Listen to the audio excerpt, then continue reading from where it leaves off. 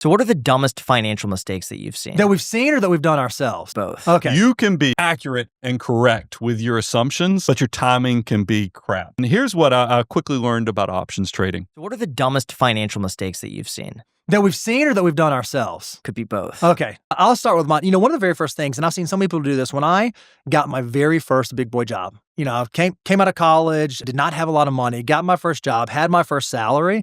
I decided, well, obviously, now that I've made it, now that I'm successful, I need to go buy the fancy. I had a paid-for truck that ran just fine, but I decided, what I need to do? I need to go out and buy a car. And I went out, and I still remember, I bought an Acura TL. It was a super sweet ride, but I financed it for like 5 years. The interest rate was 9.25%, and I had to have my parents co-sign on it. And looking back, I was like, what was I thinking? That car payment that I was spending every month could have done so much better. But I fell in the same trap that most people fall into. Like, I wanted more than what my financial situation was ready for. And it was a dumb bozo decision at that time. I quickly wrote down a few of them because I love picking on myself. First of all, I was in high school driving the $1,000 Chevy Cavalier with $2,000 worth of subwoofers in it. I mean, think about what that could have been worth if I'd have been opening up a back then. Or buying NVIDIA. I didn't buy anything. That's the good news. You don't have to start when you're 16 years old. I didn't start until I actually graduated college on saving and investing. And then I think about when I bought the internet fund. Y'all have probably never even heard of that. In my first Roth IRA, remember the internet came around. This is the like a 2000. That a lot of this stuff is kicking in 99, 2000. I put $2,000 in the internet fund and it turned into like $4,000 or $5,000. I thought I was genius. Got all my buddies to load up in it too. We all thought we were so smart. I think I sold it out at $375. Ooh. So, I got crushed on it. It went all the way up to $5,000 or $6,000. Sold it out for $375 because chasing the hot dot, those sector plays, it's boom or bust. It's just not. If I'd have bought the S&P 500, probably be in a lot better place. And then I also think about, because Bo is a CFA, and I love to brag about the Bo as a CFA because that's a very exclusive club to be in.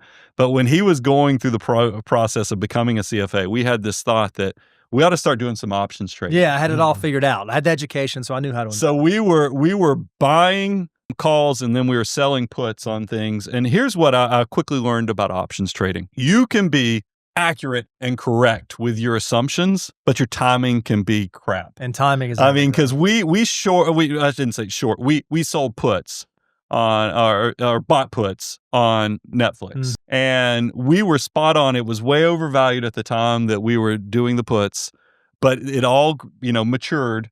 And then it was 2 months later that the bottom. We would have made an absolute fortune on this strategy, but we were 2 months off. And it just showed us. And by the way, this wasn't my first time screwing up options because I bought options on Apple years ago where I turned $1,000 into $4,000. Bo was involved in this too, so he doesn't get off the. But of course, we bought the next contracts and we turned it all into $300. So that's what I've made the mistakes of chasing the hot dot, just like we talk about, and that stuff feels so good emotionally. But I've learned that it's really the hassle factor and then the focusing on small things instead of actually creating behaviors that change your life. It's not worth it because all it does is leave scars and some carnage. Unless, we joke about NVIDIA, we joke about Apple, but as we talked about earlier, even if you hit those licks, you're still likely going to sell when it doubles, triples, or quadruples. You're not going to be there when it goes 10, 20 times your initial investment. So what about for other people though? Yeah, I think what's great about our stories are these are I'm going to say small mistakes. They didn't seem small at the time, but there were small mistakes early on that we were able to learn from and rebound from. A lot of people that we've seen in our experience have ended up making mistakes, but they make them later on in their life and they make them to where they're unrecoverable, right? Like it's one thing if you blow a couple grand on options. It's another thing. In the community that we moved from, where we started the business originally, there was a family that had been incredibly successful. They were real estate developers. They owned all of their real estate, all of their property, a lot of commercial property outright. The father was completely independently wealthy. Well, his son was trying to make a name for himself and kind of continue the empire. And so he said, hey, Dad, I got this great idea. We're going to go develop this neighborhood, but I don't have the capital to do that. So we need to mortgage and put up as collateral all of our commercial buildings. And we're talking about 8 figures worth of commercial buildings so that we can go do this development. But it's a sure thing. Community's expanding. It's advancing. And then what happened? 2007, 2008, 2009, the entire thing went belly up. So they ended up going bankrupt, losing 8 figures worth of real estate, all of it getting foreclosed on. And there was no reason for that. There was no excuse for that. The father had already won the game, but he was trying to be a bridge and provide an opportunity for his son. And they ended up completely belly up, which is just devastating to see that kind of stuff happen. I mean, things I've dealt with that always, I used to work with professional athletes, and I can tell you that we've had cases where, these are guys getting multi-million-dollar signing bonuses and other things, and then you find out that they financed a pool with 15% interest rates instead of paying cash. We had accounts full of cash that could have paid.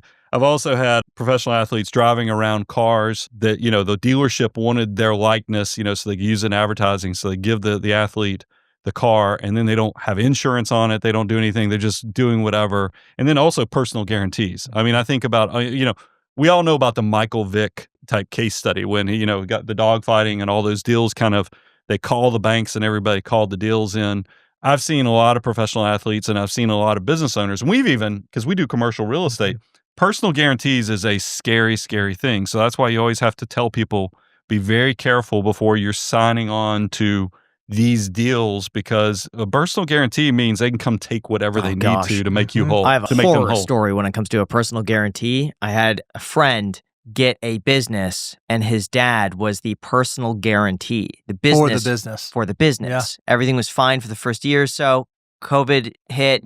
The business was shut down. Someone went after his dad and after their house because of that personal guarantee, because the son didn't have the money for that. Did the dad end up losing in that lawsuit? They spent hundreds of thousands of dollars in legal fees. That's a nightmare. Just to try to get a settlement. I mean, it was awful. It seems so innocent when the banks put this stuff before you too. It's because you assume everything's going to be great.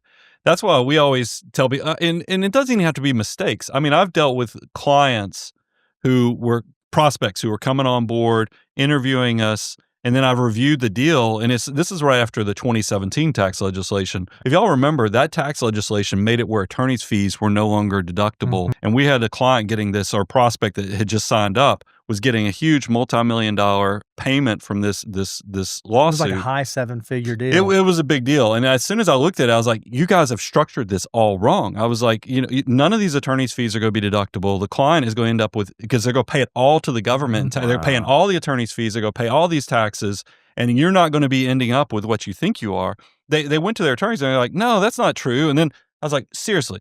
This is all new legislation. I know that a lot of people have not taken this in. Go look at, and so it took 2 or 3 phone calls with them, and they came back and they, oh my gosh, he's right. And we were fortunate to be early enough in the process, restructured the whole deal with the insurance companies and everything, and it really did result in this client getting millions. It was like $3 or $4 million. Yeah, I didn't want to give you, but it was a turn, a delta of $3 to $4 million. So. That's the thing. It doesn't have to be a mistake. It just could be things you don't even know when you're dealing with big transactions. And we see it with account structures. Think about setting up a business. A lot of people are self-employed and they don't have an accounting background, so they don't know what's the account structure. I mean, should I be or how should I do my business? S Corp? Yeah. Should I be a C Corp because these qualified small business things that I hear people talking about, or should I be an LLC? That's the type of stuff that, if you just don't know, who tells you this stuff? I mean, y'all have experience with any type of success. I've always felt like, wouldn't it be nice if somebody was out there just tell you so I don't have to go figure this out? Because I feel like a lot of times I'm figuring it out or we're having to navigate that. And that's what I think we play a key part, so you don't have to go through this like it's your first time.